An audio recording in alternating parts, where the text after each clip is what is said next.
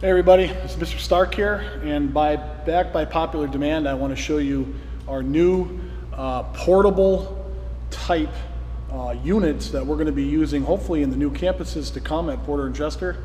These portable units allow us to save space and then hang them on the wall as need be and still get the full wiring portion simulation of an intrusion panel. So let me go over this real quick for you.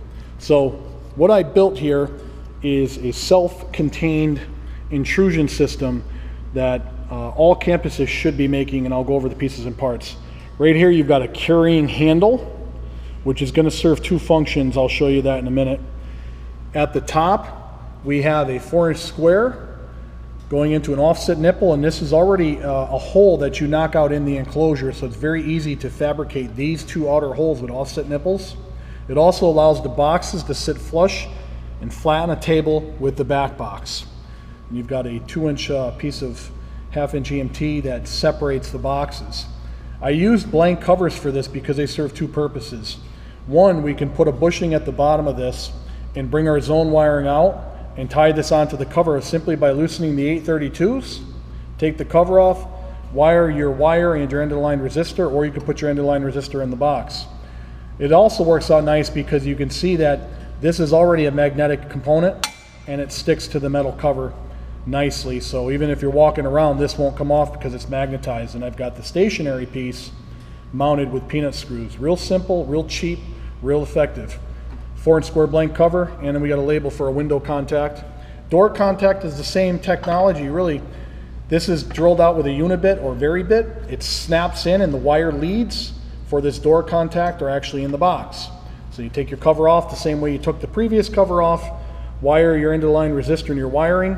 Once again, this part is nice because it sticks. So even if you're trying to pick this up and carry it, it won't go anywhere, or you could stick it in an available hole that also magnetizes if you want to stick it there for out of purpose.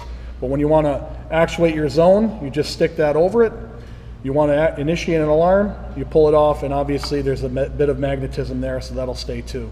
Nice little feature. Then you have your siren box. Some are bigger than others. Obviously you can build this based on the size of your horn.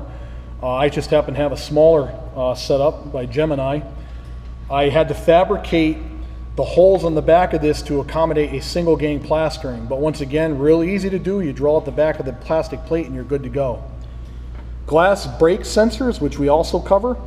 All I did was I fabricated a single gang plastering to accommodate one 632 screw, and we lightly tighten that in there and it's not going to go anywhere. You could come up with another way too, but the wiring needs to come into the back of this device, so I didn't use a 4-inch square blank cover, but I will in the next one. I'll build a 4-inch square blank cover, I'll drill a hole out where the wire comes through, and then that'll be as good as, if not better than what this is.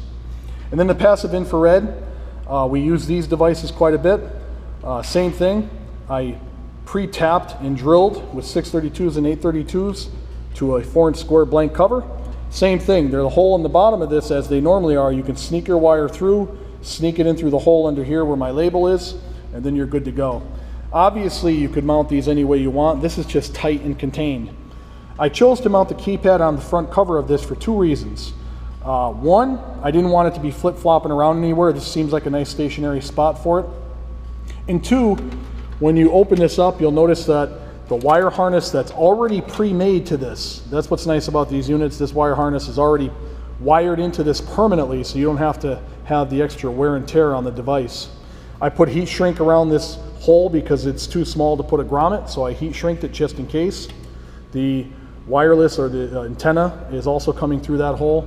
And then of course these wires will then be long enough to tie into your controls terminal strip and do what you need, even with the cover 90 degrees open. And for later, you have your battery, which is nice, small contained unit. You can keep these in here year round if you want. Just cover this up with cardboard so that it's not clinging and clanging, or wrap them up in a rag, it's your choice. The power supply, same thing. These are items that you want to kind of store away with the unit. And then at the end of the day, when we close our unit, you could get the key if you want. I chose not to because I'm just going to put screws in the side holes that will accommodate this thing being closed. The lock enclosure was an added cost. So at the end of the day, Once you rifle these things down, snug them up, or however it is you want to fasten them in there for permanent storage, and later on you could then just say, you know what, I'm going to take this thing and I'm going to walk around with this portable unit, which is kind of cool. Carry it with your hands, bring it around, all the parts will stay on. When you're ready to use your unit, obviously you could do it a couple of different ways. You could choose to mount the back box to a piece of plywood in your lab through the holes that come with the factory, and this will sit on the wall just nice. Or you could even do something different if you wanted to put a couple of eyelets and hooks or something off of this, make it a little bit more big. I'm probably just going to have the guys mount it right to a piece of plywood on the wall, or they can use this right on a tabletop. That's the beauty of it. You don't have to hang it on a wall, you can just plop it on the table. The great thing is, and I think I'll probably modify this, it's got, like I said, nice little carry handle, not necessary, just an idea of mine. What you could do too, if you wanted to, is mount the keypad underneath or on the side where the handle is if you chose to, and then you'll be able to take your units and stack them somewhere. Obviously it depends on what type of intrusion components you have and what type of storage you have. I'm probably going to store these where these will all go off a piece of unistrut. The unistrut will come off the wall maybe a foot or 2 or 3, however many you have. Put some L brackets with unistrut, slide them on the unistrut coming off the wall, and then you could put all these stacked in front of each other. Once again, I chose to mount the keypad on the front of this so that I don't want anybody stacking stuff and scubbing up the cover. By having this on the front, it's a common sense thing that you'll say, hey, you know what, I don't want anybody stacking something on my keypad, so it allows you to store this in a different manner, my manner being the unistrut, so that this stays nice and clean over time and never looks like garbage. So once again, hope you enjoyed this tutorial of a portable intrusion unit, and you'll see more to come. Thanks.